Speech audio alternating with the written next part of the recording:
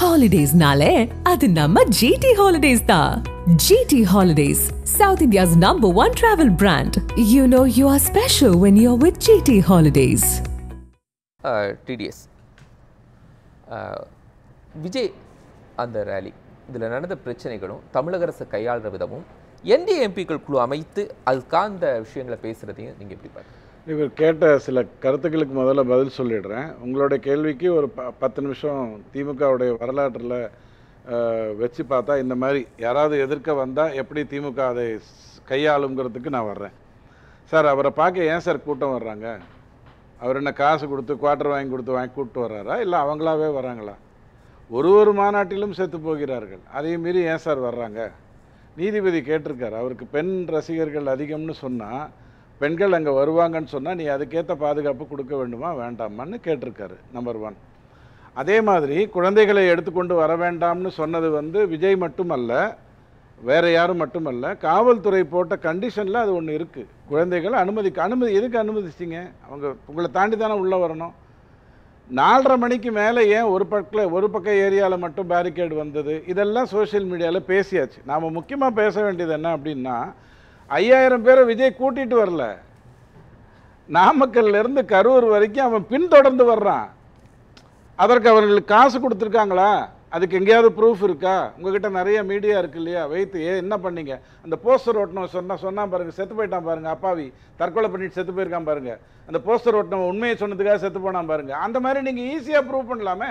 5000 பேரை அவர் கூட்டி கொண்டு வந்தாரா, இல்லை அவர்களாகவே ஓடி வந்தார்களா? அவன் பஸ்ஸில் அந்த பஸ்ஸில் இடிக்கிறான் சார், கீழே விடுறான் சார், அதை தாண்டி மேலே வர்றான். அவரை பார்க்க வரணுங்கிற எண்ணம் ஏன் வருது?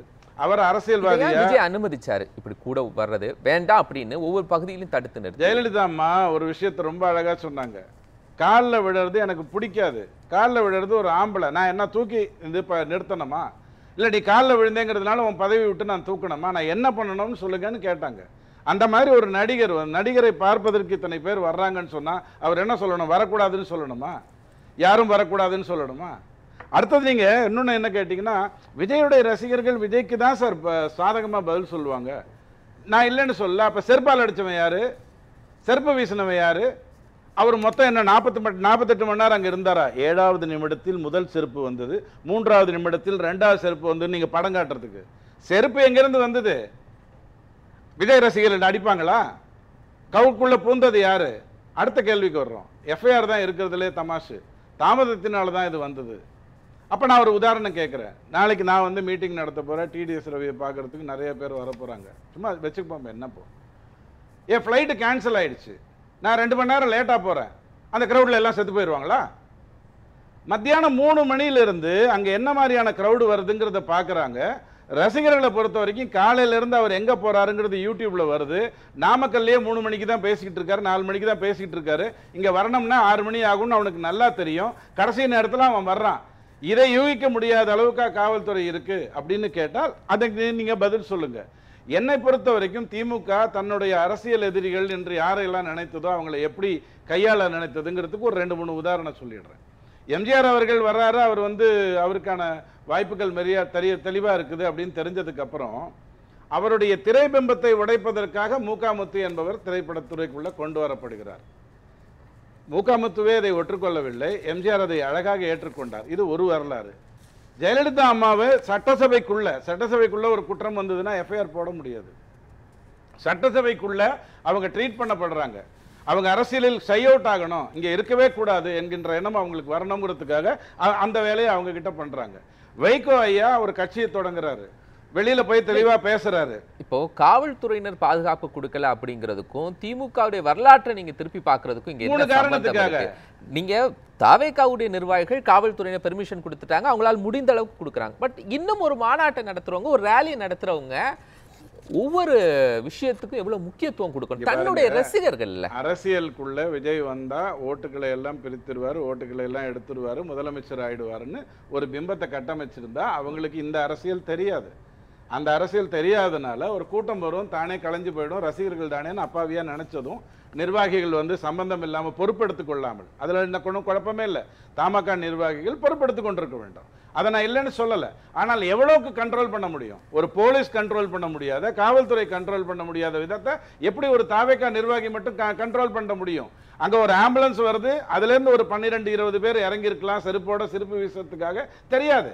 அவங்க எப்படி வந்தாங்க, ஏன் செருப்பு வீசப்பட்டதுன்னு கேட்கிறோம். இது சதின்னு சொல்றதுக்கு கூட நான் வரல, விபத்துன்னு முதல்ல பல விஷயங்களை பண்றாங்க சார். அந்த போட்டு ஷீட்டுக்கு மேல அவங்க ஏறுறதும், அங்கிருந்து கீழே விழுறதும், இந்த ப்ராப்பர் அரேஞ்ச்மெண்ட்ஸை கூட கவனிச்சிருக்கணும்ல. நீங்க ஒரு வித்தியாசம் இருக்கு. இப்ப எடப்பாடி ஐயா போறாரு, அவர் போகும்போது அந்த இடத்துக்குள்ள அதிமுக தொண்டர்கள் பிரதானமா வருவாங்க, உள்ளூரில் இருக்கக்கூடிய தொண்டர்கள் பிரதானமா வருவாங்க. பட் நீங்க இங்க ஹேண்டில் பண்றது வந்து பெண்களையும் இளைஞர்களையும்.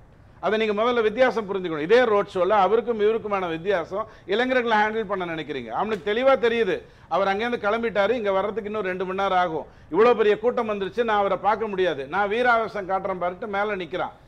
இது செல்ஃபி கலாச்சாரத்துல வர்ற ஒரு பிரச்சனை. அவன் மேல இருந்து தொப்புன்னு கீழே விடுறான். 12 பேர் மின்சார கசிவால் தான் முதல்ல செத்து போறாங்க. அந்த இடத்துல ப்ராப்பரா எதுவும் வரல, இல்ல ப்ராப்பரா ஆத்தென்டிகேட்டடா எதுவும் டீடைல்ஸ் வரல. சொல்றது எல்லாமே காவல்துறை. அதாவதுங்க, அருணா ஜெகதீசன் அம்மாவுடைய தூத்துக்குடி ரிப்போர்ட் வந்து இன்னும் தூங்கிட்டு தான் இருக்கு, அது இன்னும் செயல்படுத்தல. அவங்கள கொண்டு வந்திருக்கீங்க, அவங்க ஆபீஸ் எங்கேயாவது கொடுத்துருக்கீங்களா, அவங்க எங்க இருந்து செயல்படுறாங்க, அவங்க தொடங்கிட்டாங்க, களத்துக்கு வந்துட்டாங்க, சப்போர்ட்டுக்கு என்ன சம்பவம் நடந்த அடுத்த நாள் களத்துக்கு வந்துட்டாங்க. அதோட முக்கியம் என்ன அப்படின்னு சொன்னா, இந்த மாதிரியான எதிரிகளை டேக்கிள் பண்ற விதத்துல திமுக வந்து, திமுகலயே பிறந்து வளர்ந்தவங்க இருக்காங்கல்ல, ரொம்ப பியூட்டிஃபுல்லா ஹேண்டில் பண்ணிடுவாங்க. ஏன் தொடர்ந்து திமுகவே சொல்லணும்? நீங்க காவல்துறை ஒரு பிரச்சனை இருக்கு, தாவேக்கா இருக்கு, இதுல ஏன் நீங்க திமுக இதுல எல்லாத்துலயுமே காயம் பண்ணிட்டு? ஐயா, எந்த பிரச்சனைக்கு ஸ்டாலின் ஐயா காலையில 2 மணிக்கு 3 மணிக்கு, அதாவது பிரச்சனை தொடங்கிய ஒரு 6 மணி நேரத்துக்குள்ள போயிருக்காரு இந்த மாதிரியான ஒரு விஷயத்துக்குன்னு எனக்கு சொல்லுங்க. கள்ளக்குறிச்சிக்கு எப்போ போனாருன்னு எனக்கு சொல்லுங்க. அதுக்கு திருமாவளவன் ஐயா சொல்ற பதில வேணா நான் உங்களுக்கு எடுத்து கொடுக்குறேன். அங்க கொஞ்சம் கொஞ்சமா செத்தாங்க, அதனால லேட்டா போனாரு, இன்னும் போகாம இருக்காரு. இங்க ஒரே டைமா செத்து போயிட்டாங்க, அதனால நேரா போயிட்டாரு. எந்த பிரச்சனைக்கு 5 மணி நேரத்துக்கு முன்னாடி புக் பண்ணப்பட்ட ஜெட்டை பற்றி ஒரு விவாதம் வருது, அது வந்ததுன்னா அதுக்கப்புறம் பல விஷயங்கள் வரும். என்னுடைய கேள்வி என்னன்னா, விஜய் அப்படிங்கிறவர் ஒரு கட்சியை தொடங்கி இருக்காரு, ஒரு ரசிகர் மன்றம் தான் கட்சியா மாறி இருக்கு. எம்ஜிஆருக்கு அப்படி இல்லை. எம்ஜிஆருக்கு பேரவையில் இருந்தாங்க, பேரவையில் இருந்தவங்களே அரசியல்ல இருந்தாங்க. அந்த கதை வேற, இது வேற. இவங்களை ஹேண்டில் பண்ணும்போது காவல்துறைக்கு இன்னும் நிறைய அக்கறைகள் வேண்டும். 40 பேர் செத்துட்டாங்க, 30 பேர் செத்துட்டாங்க, 2 பேர் செத்துட்டாங்கிறது இல்ல விவாதம். ஒரு ஒரு ஒரு அடிப்படை டாக்லிங் வேணும். ஒண்ணுமே வேணாங்க. எதிர்கட்சியா இருக்கும்போது ஒரு தீபாவளியில ஒரு குழந்தை வந்து ஒரு ஆழுதல விழுந்துருதுன்னு சொன்னா 3 நாளைக்கு அதை காட்டி ஒரு பதட்டத்தை ஏற்படுத்துகின்ற வேலையை மீடியாவால செய்ய முடியும், திமுக கேட்டுக்கொண்டா. அதே மாதிரியே இந்த இடத்துல ஒரு விஷயம் ஒரு விபத்து நடந்துருச்சுன்னு தெரிஞ்ச உடனே ஊதி பெரிதாக்குவதற்கு என்ன பண்ணணும்ங்கிறதுக்காக சுத்தி சுத்தி அடிக்கிறீங்க. மன்னிப்பு கேட்கலங்கிற வார்த்தையை சொல்றீங்க. அவர் அழகா 3 வரிகளை பயன்படுத்தினார். ஒரு வரி என்ன சொன்னாருன்னா, எனக்கு ஆதரிக்கிறவங்களை எல்லாரையும் பார்க்கும்போது கடவுள் எனக்கு ஆதரிப்பது போல மனதில் இருக்கிறது அப்படிங்கறத முதல் வார்த்தையை பயன்படுத்தினார். 2வது விஷயம் ரொம்ப அழகா என்ன சொன்னார் அப்படின்னா, என்னுடைய வாழ்நாள்ல இந்த மாதிரியான ஒரு துக்கத்தை நான் சந்தித்ததே இல்லை அப்படின்னு சொன்னாரு. அப்போ அந்த களத்துல நின்றுக்கணும், அந்த மக்களை சந்திக்காட்டில திருச்சியிலாவது இருந்திருக்கணும். உடனடியா அவர் சென்னைக்கு வர்றதும், இன்னும் அந்த மக்களை சந்திக்காம இருக்கிறதும், உடனடியா வரல. 1 மணி நேரம் அந்த வண்டி அங்கேயே நின்றுட்டு இருந்தது. அதெல்லாம் விசாரணையில கரெக்டா பார்த்தாங்கன்னா, ஜெகதீசன் அம்மா பார்த்தாங்கன்னா கரெக்டா சொல்லிடுவாங்க. தப்பா பார்த்தாங்கனாலும் இப்போ இங்க இருந்து தேசிய கட்சியில இருந்து வந்திருக்கவங்க சொல்றாங்க. அந்த மக்கள் விஜய்க்கு பக்கம் இருக்கிறாங்கன்னு தெரியுதுல்ல, ஏன் அந்த மக்கள்ல போய் சந்தித்து ஒரு ஆறுதல் இன்னும் சொல்லல? ஜெயலலிதா அம்மா இதுக்கு பதில் சொல்லியிருக்காங்க. ஜெயலலிதா அம்மாவுடைய நான் பதிலை எதிர்பார்க்கிறேன். விஜய் அவர்கள் ஏன் சந்திக்கல? அவருக்கு உயிருக்கு உயிரான ரசிகர்கள். உங்களுக்கு சொல்றேன், ஒரு கெலாமிட்டி நடந்திருக்கிற இடத்துல ஒரு பிரபலஸ்தரோ அல்லது ஒரு முதல்வரோ அல்லது பிரதமரோ அந்த இடத்துக்கு போனா இவரை பாதுகாக்க வேண்டிய வேலை இன்னும் அதிகமாகும். அங்க இருக்கிறதுக்கு தான் போகணும். ஒரு ஹாஸ்பிட்டல், பிரைவேட் ஹாஸ்பிட்டல்லாம் மூடிட்டீங்க, ஸ்ட்ரைட்டா கவர்மெண்ட் ஹாஸ்பிட்டலுக்கு தான் போயிருக்கீங்க. ஆம்புலன்ஸ் எல்லாம் முதல்ல ரெடியா இருந்தது, கரெக்டா வந்துருச்சு, எல்லாமே ஒழுங்கா நடந்துட்டு இருக்கு. இவர் போனாருன்னு சொன்னா கவனம் வந்து இவர் மேல திரும்பும். அவர் நடிக்கிறதுக்கான அவசியம் கொண்டு வரல. அதிர்ச்சியில கூட வரைஞ்சிருக்கலாம். ஏன்னா அவர் இந்த மாதிரி எதிர்பார்க்கல. அரசியல்னா சும்மா ஜாலியா விளையாட்டு போயிடலாம்னு கூட நினைச்சிருக்கலாம். உறைந்திருக்கிற குடும்பங்களை பார்க்கணும்ல சார், உறைந்திருக்கிற குடும்பங்களை பார்க்கணும். தனக்கு ஒரு உறைவு இருக்குன்னா இழந்தவர்களுடைய குடும்பம் உறைஞ்சிருக்கும்ல. ஒரு நிமிஷங்க, போயிருக்கிறவங்கள 150 பேருக்கு மேல ஹாஸ்பிட்டலுக்கு போயிருக்காங்க, 100 பேருக்கு மேல காயம் அடைஞ்சிருக்காங்க. அவங்க கிட்ட போய் நம்ம என்ன துக்கம் விசாரிக்கணும்? 2 நாள் டைம் எடுக்கலாம், காவல்துறைக்கு டைம் கொடுக்கலாம், ஹாஸ்பிட்டலுக்கு டைம் கொடுக்கலாம், உயிர்களை காப்பாற்றுவதற்கான முயற்சி எடுக்கலாம், பிறகு நாம வந்துக்கலாம். தப்பு என் மேலதான்.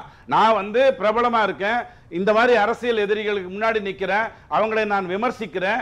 சிஎம் சார், உங்களுக்கு ஏதாவது பிரச்சனை இருந்தால் என்னை தாக்குங்கள், என்னுடைய தொண்டர்களை விடுங்கன்னு தைரியமா எடுத்து சொல்றேன். என்ன சாவடிக்கிறதுக்கான அது சரியா? இதுக்கு பின்னாடி சிஎம் சார் அப்படின்னு அவர் மேல குற்றம் சுமத்துற சரியான இல்லையா? அவர் சொல்லிட்டாரு குற்றம் சுமத்துறதுன்னா அதுக்கப்புறம் நீங்க விமர்சிச்சுக்கோங்க. ஆனால் இந்த ஜெட் புக் பண்ண விஷயம் வெளில வந்ததுன்னா அந்த குற்றச்சாட்டுக்கான பதில் உங்களுக்கு கிடைச்சிரும். ஒண்ணு புரிஞ்சுக்கோங்க, ஒரு மனிதன் அவனை அரசியலுக்கு வரணும்னு நினைக்கிறான், உரிமை இருக்கு. அவனை பார்க்க 100 பேர் வரேங்கிறாங்க, உரிமை இருக்கு. கட்டுப்படுத்த வேண்டியது காவல்துறையோடைய வேலை. நீதிமன்றமும் அதே தான் உங்களுக்கு எடுத்து சொல்லுது. அரசியலுக்கு வர்றது தப்பா? அவர் கொள்கையில் என்ன பண்ண போறார், தமிழ்நாட்டை எப்படி காப்பாற்ற போறாருங்கிறதுலாம் அவர் பிரச்சனை. நான் அதை பற்றி பேச விரும்பல. ஆனால் திமுக தன்னுடைய எதிரிகளை எப்படி எல்லாம் கையாளும் அப்படிங்கிறது தான் நம்ம ரொம்ப ஈஸியா பேசணும். ஐயா ஒண்ணு சொல்றேன், 10,000 பேர் வருவாங்கன்னு சொன்னாங்க. 20 பேருக்கு நான் ஒரு போலீஸ் கொடுத்துருக்கேன். அதுதானே சார் கொடுத்துருக்க குற்றச்சாட்டு. 20,000 பேர் வருவாங்கிறது ரொம்ப ஈஸியா யூகிச்சிருப்பாங்க. ஏன்னா 3 மணிக்கே எத்தனை பேர் இருந்தாங்கிறது நல்லா தெரியும். அப்ப 20,000 பேருக்கு எத்தனை பேரை சார் கொடுக்கணும்? 20 அடியில 20 பேருக்கு ஒரு போலீஸ்னு கொடுக்கறதாக இருந்தா இன்னொன்னு சொல்றீங்க, அந்த இடத்துல எந்த வீடியோல வேணாலும் காட்டுங்க சார். நான் திரும்ப சொல்றேன், அந்த எந்த வீடியோலயாவது ஒரு போலீஸ் தெரிகிறாரான்னு காட்டுங்க சார். போலீஸ்னா தொப்பி போட்டிருப்பார்ல சார், அப்பதானே சார் போலீஸ். போலீஸ் தெரிகிறாராங்கிற ஏதாவது ஒரு வீடியோல காட்டுங்க. 500 பேர் அங்க இருந்தாங்கன்னு கதை சொல்றீங்க. ஒன்னேன்னு சொல்லட்டுமா, பிஜேபி வரும்னு தெளிவா தெரிந்து வந்தால் இதுக்கப்புறம் அரசியல் பண்ண முடியாதுன்னு தெளிவா தெரிஞ்சு தேவையில்லாம தமிழ் உணர்வு, மாநில உணர்வு, மறுசீரமைப்பு, ரூபாய் நோட்டுக்கு ரூ போடுவேன், இந்த கதையெல்லாம் திமுகவால மட்டும்தான் பண்ண முடியும், ஜெயிக்க முடியாதுங்கிறத தயவு செஞ்சு புரிஞ்சுக்கணும்.